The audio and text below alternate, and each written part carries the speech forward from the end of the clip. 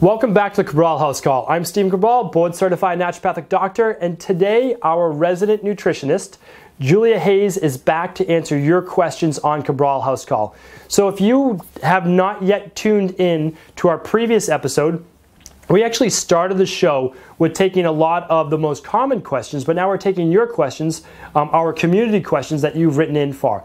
So one of the nice things and one of the reasons why I wanted to have Julia on the show is because she's providing a unique perspective with working with clients every day, and especially from a nutrition-based capacity. With once you've done a little bit of the elimination diet, the low glycemic, the anti-inflammatory plan, how do you customize that more for you? And how do you lose that last 20 pounds, that last 10 pounds when you really need to fine-tune things? And she's an expert on that. So I did not give you a way to contact her last episode, but what I'm gonna have you do is I'm just gonna link up her bio, some of the things that she specializes in and how she might be able to help you out as well, just going to stephencabral.com/Julia. And if you do that, you'll be able to find her contact information and you'll be able to email and contact her. So let's get into your questions today. Before I do that, welcome back to the show. Thanks.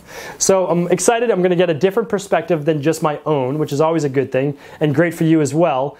And so what I want to do is I want to start with your questions first. These are kind of have run the gambit. We took probably about a dozen questions, just tweaked them a little bit because they're very, very similar. And we have about 4 or 5 today. So more than the typical 3 that I do answer. And that's because, again, I'm going to get a new perspective, which is going to be great for me to hear and for you as well. So our first one is, can you even eat carbohydrates at dinner if you're looking to lose weight? And so this isn't for your typical person who is maintaining, or not for your person who even wants to gain weight or overall general health, but if you're looking to lose weight, should you even eat carbohydrates?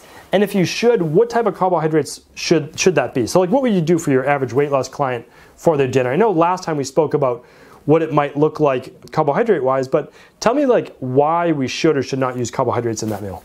Yep, so everybody likes to say cutting carbs to lose weight, but vegetables are carbohydrates. So those are the carbohydrates that we want to still include in the meal. So green vegetables are best. Things like carrots and sweet potatoes, those are, starchy or a little bit of a sugary vegetable. So those I definitely recommend my clients, not include if they're looking to lose weight. Really, your best vegetables are real hearty, green, fibrous vegetables. Sure. Consider that maybe like the first phase. Yes. To really try to fine tune the weight loss. Yes, exactly. Yep, and again, they're anti-inflammatory too, so you're kind of getting a double bonus with... Got it. Yeah. If you're looking to lose weight, eliminating all starchy carbs in general would be my recommendation. Okay, and the starchy carbs would be, you named sweet potatoes, but what else would they be? Like name some of the ones that obviously are not good for you, and then some of the ones that might be healthy for you, but not at this moment in time. Yep, so things like all the white ones, white potatoes, breads, pastas, those all turn very quickly into sugar. They raise your glycemic index, the foods that are going to make you store fat. The ones that I would recommend staying away from, but maybe you could add back in after your weight loss is really fine-tuned, are things like carrots and sweet potatoes. Those are great. Brown rice. Even there's some nice brown rice pastas on the market now that are nice for cooking. Corn is one of those ones that most people think is a vegetable, but it's really a grain, and again has a high starch content. So that's another one that I would keep out for the first phase. Okay. So it's more phase, but like fine-tuning with those green vegetables and then moving to like gluten-free based starch ones or not processed ones. Correct. And then moving to maybe some of the processed ones once they've found what they can handle for their weight loss. Correct. Yeah. Yep. Good. And I think that's important as well because my job and Julia's job is not to tell you what your body can eat and handle in terms of carbohydrates because we don't know. But we need a starting point, right? And so like the starting point is first we eliminate them and then we try to add them back in slowly. And if your weight stops going down, well, you just found your carbohydrate tolerance, at least for now. Yep. And so I think that's good. And then would you say add them in at lunch before dinner?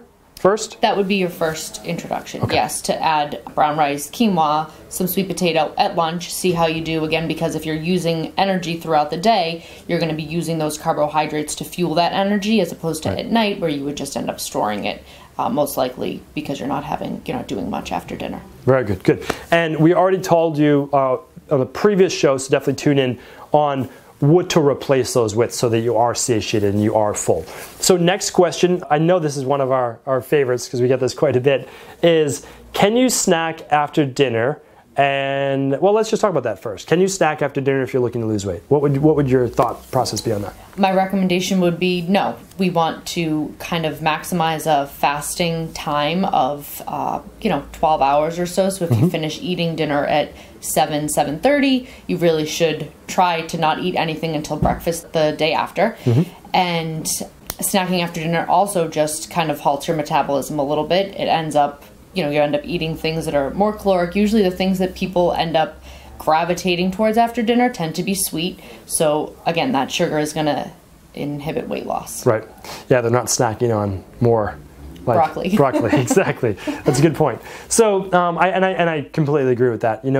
At some point, you just have to get results, right? I mean, like we could dance around the topic the whole time, but our job is to really get clients results the fastest and safest way possible. So if you want those results, just do it all at once, get the results, and then find out what you can kind of like, what your leeway is. But if you're always like, oh, maybe I'll have a little bit, you just never get the results you want, and it's frustrating. It's frustrating for everybody. So we just say, get your results, and then we can see what your body can handle. So that brings us to our next fun point, and that is, what are some after dinner snacks that you can have? Like, let's say someone's just starting out though, they're used to having ice cream after dinner, or I don't even know, pastries or whatever it might be.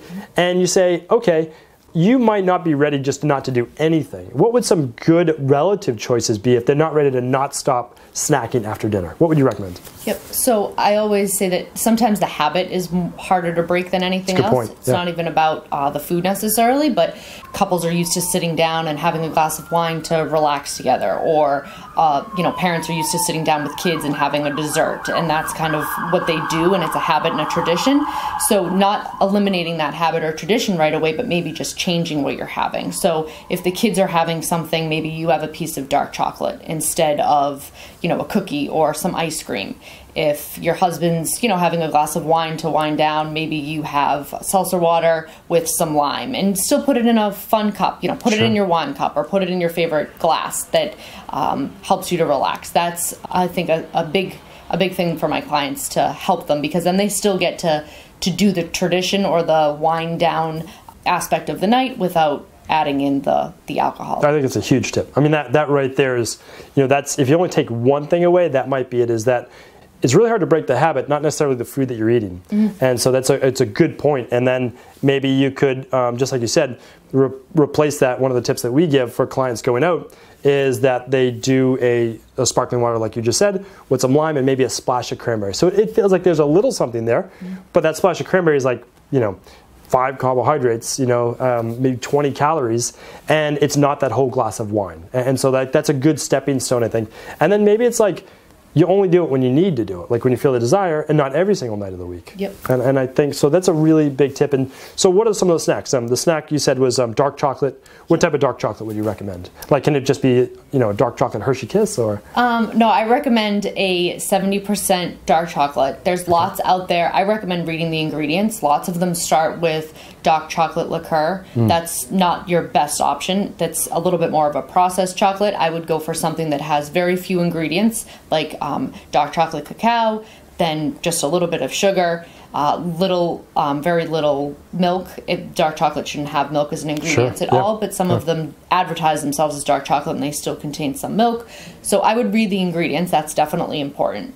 Agreed. Yeah, and that's part of, I think, us going back to taking control of your own health, is that, read the ingredients, get to know how to prepare foods, all of those things. Because, the bottom line is that you're not going to be an expert right away, but you have your entire life to really go through this process. So it is important, I think, to figure that out. I'm glad you mentioned the sugar alcohol part, because that's such an important part of it, is that we don't want the liqueur in there. We just want that, the cacao beans, maybe some vanilla extract, maybe some cane sugar or some sugar of some type in there. But there should be a good amount of fiber, good amount of protein, and just not this, or milk as well, because again, you could have a milk sensitivity, and you certainly don't want that dairy sensitivity to be in there. Yep. And then what else could a client do for snacks? So some clients that tend to be hungrier and want actual food, I recommend maybe some celery sticks with hummus, or carrots. If they're in that second phase of not, needing to lose a ton of weight. Another good option is cucumbers with hummus. Sometimes cucumbers with a little salt and pepper in the summertime, if they're seasonal, can be great, and you're getting that added water. You know, they tend to have a little bit of a water content, so it's a crisp thing that if you're used to maybe having chips or something that's crunchy and salty, that's another good option. What about an avocado dip or guacamole? Sure, that's great too. With, you know, you can do the same thing. Celery. So instead of using nacho chips, you could use veggies to dip in it. Exactly. Okay. Yep. Good. And I think that's, I mean, those are a couple good tips right there, because if you have that sweet tooth, well, you could do the chocolate, and then maybe some nights you could do the veggies and the hummus and that. And then, you know, how many tablespoons of hummus or avocado dip or guacamole would you say? I would say 2 tablespoons. Okay. Yeah. Good. You know, and I think that's a good tip as well, because like a lot of people, I could eat an entire container of hummus, and so all of that does start to add up, you know, as well. So good. I hope those tips help you right there as well. And again, it's phasing it in and out. Like, okay, you're used to doing ice cream and cookies and those types of things every night. Okay, so replace that with your dark chocolate or your cut up veggies or your special drink, whatever it might be, every night. And then maybe it's every other night, and then, you know, working yourself down. Yep. And then it can eventually just be a cheat meal, and you can have whatever it is that you enjoy. So let's talk about let's say we're trying to break the habit of snacking after dinner. And what would you recommend to kind of break that habit? Because eventually it has to stop. Because like you said, one of the most important things for health, for wellness, and for weight loss and anti-aging, which is what we practice, you really should have a 12-hour fast in there. I mean, you should be going 7 to 7, 8 to 8, 6 to 6, to allow your body to detoxify, cleanse itself, and then to rebuild and become stronger. So what are some tips to break the habit eventually to do it? 2 of my favorite tips that I always give clients, one is hot water and lemon. Mm-hmm. So the lemon tends to create a little bit of bitterness on the taste buds, so it counterbalances any sweet craving that you might be having. You're also getting the added benefit of hydration from drinking the water. The lemon adds as a natural detoxifier, so it's really an all-around great option. You're not only... So it's almost like a tea. Exactly. Okay. Yep. So you would do some hot water, cut a lemon in half, and squeeze the juice from that half lemon. I definitely like to use regular lemons. My clients ask me if they can buy the jarred lemon juice. That's not as great as using the actual lemon. You're getting a little bit more vitamin C, a little bit of the more of the essence of the lemon than if you buy the bottled lemon juice. Agreed. Yeah, absolutely. I mean, you don't have the natural enzymes if you're not using that lemon itself. So tea is a great thing, and maybe I would add one thing is, as you're working them to more natural, is just using like the tip of a teaspoon of honey, of like a raw honey, if you need that sweetness. But again, you want to get rid of that sugar, and so then moving eventually to that lemon would be great. What about tea in general? Could they have tea before bed? Yeah, herbal tea is great for clients. What are some of your favorites? Some of my favorites are peppermint teas, so that is like definitely a minty. I like it in the morning. It tends to be a little bit on the rejuvenating side, but some people like it as a kind of digestive aid at night, so that's great. Ginger is another great herbal tea that again will help the digestive system. That's another great option. Good. So those are my 2 favorites, and chamomile is obviously a classic before bed because it tends to calm the system. Excellent. And then those are basically 0-calorie based, but a little bit of flavor to help break that habit. Good. One thing I would say as well, and it's kind of hit or miss with a lot of our clients, is we tell our clients after dinner, go and brush your teeth. Because if you brush your teeth after dinner, a lot of times if you're into good hygiene, if you eat something, you're like, oh, I'm gonna have to brush my teeth again, and that will prevent you from, you know, one day go after that food. So it's kind of like in the beginning, it's just tricking your mind, and once you do that, you just reset patterns. Now, you might think you'll never be able to break it, but that's not true because you weren't always doing it, you know? So what happens is you eventually have to break that cycle somehow, and you can do it by working down the ladder like we were just talking about, or you can do things to kind of like hack the system or just cut it off right there, which is just like, okay, I need to replace one habit with another. One I like to give to is like you purchase an actual book and you sit down and like that's your replacement. Like you're reading and you're enjoying that. It takes your mind off of it because a lot of it's just taking your mind off of it, right? Yes. Yep. And when the weather's nice, another tip I like is to go for a walk. So have dinner and take the kids for a small walk or go for a walk with, your partner or your friend or by yourself. Your dog. I would love to walk or take a walk by myself. That's another great, because you're out doing something, you're standing up, so your digestive system is working and you're kind of relaxing before bed. I like that tip because It also helps you get your 10,000 steps a day. And like you said, it helps ease, it just works on digestion as well. A nice slow walk. So that's great.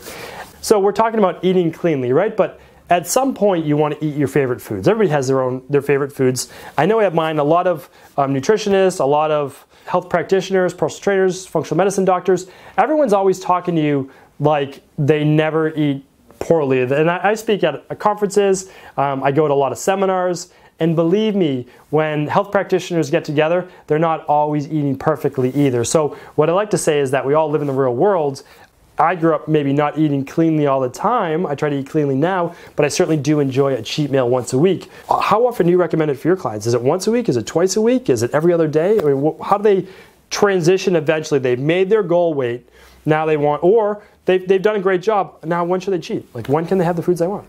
I always tell clients we start with one. So the goal is kind of to find what works for them and almost what they can get away with. We want to keep them healthy, so we don't want them cheating all the time. But if they're the type of metabolism that can get away with 2 cheats and that actually helps restore their leptin levels and gets them burning fat more, then we go to 2. But we always start with 1 and we see how they react. Okay. So if they... What would happen if they ate a cheat meal and then they gained weight? Or they, like, do they just not have cheat meals anymore? Or do they just wait a couple days for that weight to come down and see what happens in the week?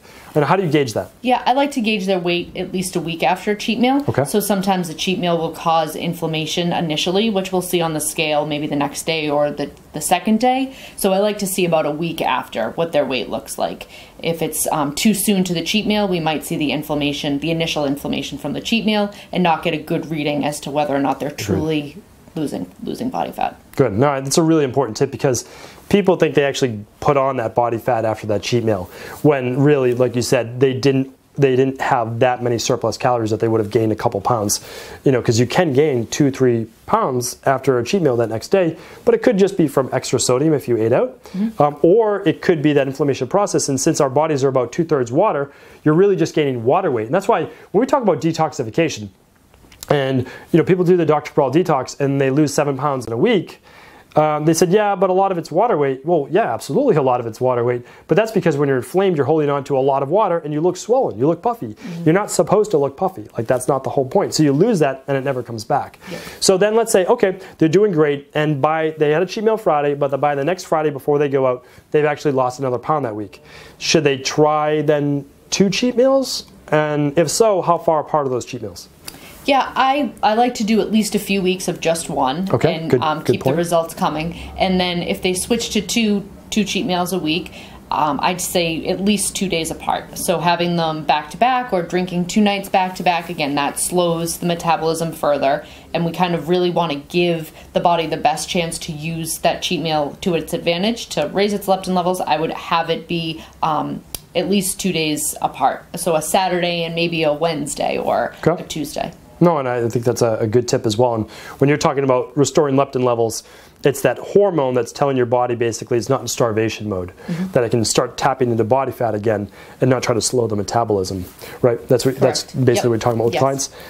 So that's really important. And then maybe I think what you're alluding to as well is you don't want to jump to 2 cheat meals right away because you got away with 1, but that doesn't mean you can do 2, right? Right. Because that could change everything. Yep. And the key is to kind of keep the results coming. And once we feel like there might be room to add in another one, that's usually when we do. Because if the results keep coming, you stay motivated. And I think that's the most important part for clients, to feel like they're seeing results, because then their efforts are validated and they don't mind putting in the hard work and the discipline once they're seeing the results. Sure, absolutely. So how would you, if a client comes to you and they have, like they've been following a decent plan, or maybe they haven't, what's the first thing you look at? Do you have them just show you what they're eating on a daily basis and then try to make small tweaks? Or do you try to give them the ideal plan and say, shoot for the ideal, but if you don't get it, well, at least you're doing pretty well? Or is it just kind of customized depending on what they need in their life?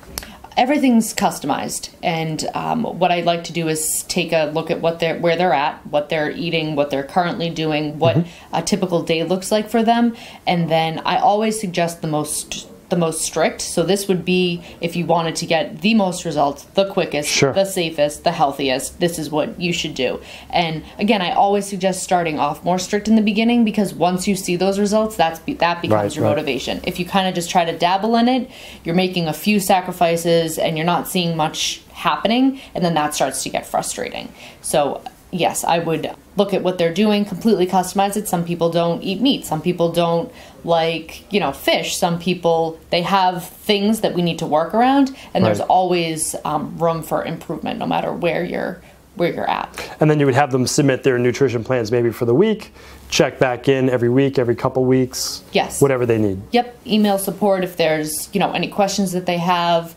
Keeping track of food, their nutrition choices at first is a really good way for me to gauge where they're at and how much we could improve. So it's, and it also keeps them kind of cautious of what they're eating. And when they see it, it's a good tool for them to actually look back on what they ate throughout the week, as opposed to just trying to recall what they had for lunch Wednesday and Thursday. Everybody's an angel when you look back at the week. Yes. So, one thing I would say is Julia has a tremendous amount of experience in this area as well. She's experienced with exercise and fitness routines, the nutrition obviously that you know now, but also in terms of health coaching. So you heard her give some like mindset-based tips of how you can start to change routines. And I think that's really important as well, because sometimes you can go to, and again, nothing against registered dietitians or anyone like that, but when you have a holistic approach, and Julia's a holistic practitioner, you can look at the entire lifestyle. And the problem is that you might be overeating at dinner because of stress. And so if a nutritionist was just say, well, don't do that, just eat these foods. Well, they don't understand that it's stress that's causing this eating. So sometimes a consultation with you could be about how to decrease stress, right? And all of those specific things. So my highest recommendation is that if you're doing pretty well, but you need to fine tune things a little bit, or you just want to do it right. Like you're like, okay, once and for all, I'm ready to get started. I want to get the results and I want to get them now. What I'd recommend is just going to stevencabral.com/Julia and just basically filling out a form, getting in contact with her, seeing if it's the right fit. And once you're ready, I think you're going to find that working with a coach is going to keep you accountable, and it's going to take whatever results you're able to get now, even if it's very little, and take that to that next level. Thank you again for joining me today on the Cabral House Call. We'll be back real soon answering more of your questions.